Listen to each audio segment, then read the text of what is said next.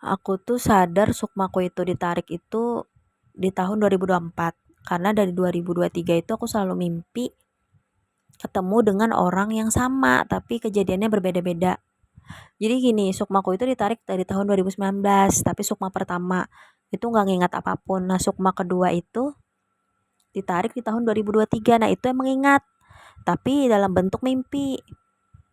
Jadi aku kira awalnya itu mimpi bunga tidur aja gitu. Nah, orang yang kutemui ini orang yang cukup populer. Jadi aku pikir itu bunga tidur gitu kan. Tapi tiap hari mimpinya tuh. Dan apa yang aku katakan itu dia lakuin di alam nyata gitu. Makanya aku bingung karena kan aku kepo juga. Akhirnya aku lihat sosial media dia, lihat konten-konten dia gitu. Ternyata orang ini punya penyakit yang ciri-cirinya mirip sama aku gitu. Aku sih waktu itu mikirnya bunga tidur atau Allah ini menunjukkan ke aku bahwa di dunia ini yang sakitnya kayak aku tuh nggak cuma aku sendiri, jadi jangan merasa sendiri gitu. Sampai situ aja aku mikir. Nah, tapi mimpinya itu tiap hari dan tiap aku bangun itu aku ngerasa kayak eh, ada satu hal yang aku rasa kayak aku ngerasa kan diri aku tuh kayak ada rantainya gitu loh, sihir di badan aku tuh. Aku ngerasanya gitu secara secara energi aku ngerasa kayak tapi tiap aku bangun habis ketemu orang itu kayak aku merasa ada satu rantaiku yang lepas gitu.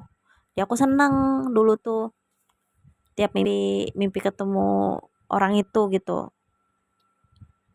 Nah, di tahun 2024 awal itu aku tanya sama orang kasyap. Awalnya mau tanya masalah santetku. Cuma aku kenapa kepikiran masalah mimpiku gitu. Jadi aku tanya aja iseng. Apa ya aku mimpi ini, aku bilang aku ceritain. Aku pikir itu kayak jin gitu loh.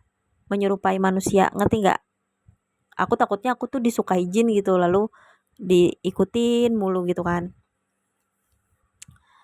Terus kata beliau, bersama dia adalah eh, bersama dia adalah episode terpanjang dalam hidup kamu dan kamu punya episode tersendiri sama bukan, kata-katanya gini, kamu dan dia punya episode tersendiri, bersama dia adalah episode terpanjang dalam hidup kamu dan paling banyak sedihnya di kamu karena semua musuh dia akan menyerang kamu kata. Nah, di situ aku bingung karena aku merasa nggak kenal sama si laki-laki ini gitu.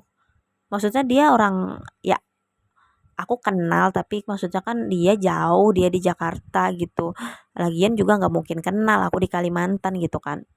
Ya udah gitu berlalu aja, aku nggak mikirin. Aku pikir kayak mungkin salah kali, aku bilang kan. Pokoknya aku nggak mikirin itu gitu, kayak bercanda kali gitu kan. Jadi ya udah berlalu. Nah, akhirnya itu panjang banget ceritanya, ribet banget kalau diceritain. Intinya ketahuan bahwa itu bukan jin, bukan bunga tidur, tapi real. Sukmaku itu ditarik di alam goib gara-gara aku tuh sempat di Parangmaya. Nggak tahu juga siapa yang memparangmaya aku itu. Itu parangmaya yang cukup berat gitu loh.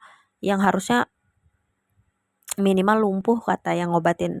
Yang ngobatin aku nggak cuma satu gitu, ada beberapa orang. Tapi kehalang katanya, ada yang menghalangin. Aku sampai ditanya, kamu punya hodam ya katanya. Hah, nggak punya hodam, gue bilang.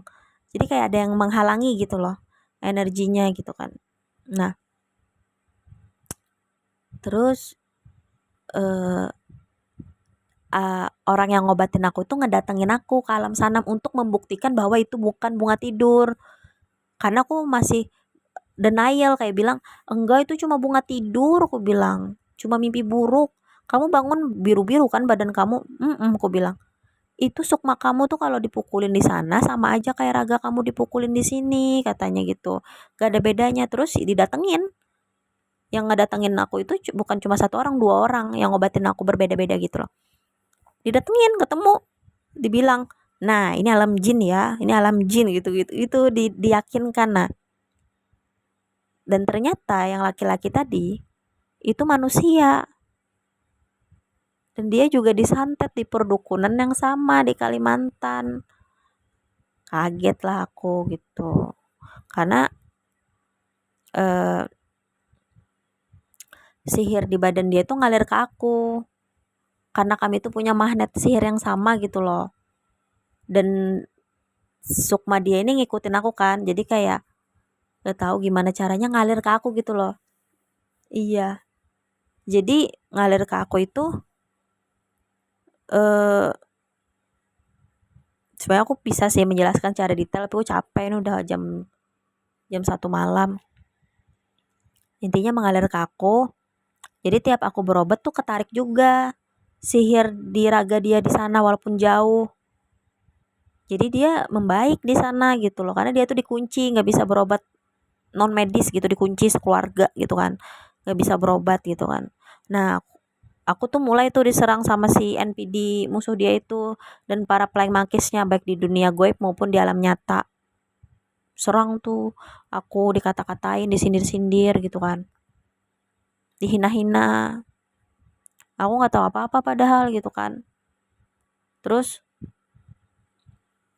mulai tuh si NPD itu dia kan orang kaya ya, nggak juga. Jadi dia menggunakan raga si laki-laki ini untuk menyakiti aku. Contohnya si laki-laki ini bilang di sosial media dia, di konten dia, mana followers dia banyak gitu kan. Jadi dia bilang bahwa yang ngebuat dia eh, kondisinya membaik, fisiknya membaik, mentalnya membaik nih perempuan lain. Dia puji-puji itu, tapi dia dipaksa sama si NPD itu kalau nggak mau nanti kemaluanku akan dibikin busuk. Dia udah melakukan itu tuh, udah dihujat dia kan. Si yang laki-laki itu udah mengakui perempuan lain tuh mensupport dia kan. Ternyata kemaluanku tetap disantet, mau dibikin busuk. Untungku di sini ada yang ngobatin. Jadi dia itu semacam dibodohi sama si NPD dia itu. Dianya udah menyakiti hati aku kan, fisik aku disakiti sama si NPD. Jadi aku kayak sakit 2 kali gitu. Mana si korban ini, si yang laki-laki yang aku tolongin ini, dia itu penyakitnya nggak bisa berbuat baik kepada orang yang dia sayang. Sama sekali nggak bisa berbuat baik, bahkan mempolback pun nggak bisa. eh Kayak mengakui aja nggak bisa gitu, kayak apalagi kayak ngasih duit gitu kan. Jadi dia tuh kayak apatis gitu loh raganya itu. Jadi aku kayak capek banget sih. Sejujurnya capek sih. Kayak maksudku capeknya itu gini, si si raganya ini menurut dengan si NPD untuk kayak menyakiti aku gitu loh. Kayak kan menyakitin aku yang nolongin, malah orang lain yang dia puji-puji gitu. Bagi aku tuh itu sakit sih. Aku bukan minta pujian, tapi maksudku aku nih berobat pakai modal loh gitu. Maksudnya aku berobat karena sihir dia mengalir ke badanku. Aku harus berobat nggak bisa sebulan sekali, harus setiap minggu karena sihir dia tuh berat gitu. Nah, jangankan aku dapat pengakuan, jangankan aku dikasih uang ya buat berobat, ini diakuin aja nggak, yang dipuji orang lain gitu. Itu kan nyakitin hatiku kan. Nah, si NPD-nya nyakitin raga aku dengan nyantet aku. Karena kan kami satu perdukunan yang sama, dia ada koneksi ke aku. Jadi mantan aku itu sama NPD yang nyakitin si laki-laki ini satu perdukunan. Dia ada akses ke aku, dia bisa membuat kemaluanku busuk. Udah 2 kali tuh mau dicelakain aku. Belum lagi aku disantet apa segala macam gitu. Tanganku dibikin kayak kaku gitu. Jadi tuh aku kayak kayak gitulah gitu. Jadi bener, bener sih kata si Habib itu, paling banyak sedihnya karena musuh dia nyerang ke aku. Ini belum ketemu aja nih, belum ketemu aja udah aku merasa sakit banget gitu. Sakit hatiku, sakit hati, sakit fisik lagi.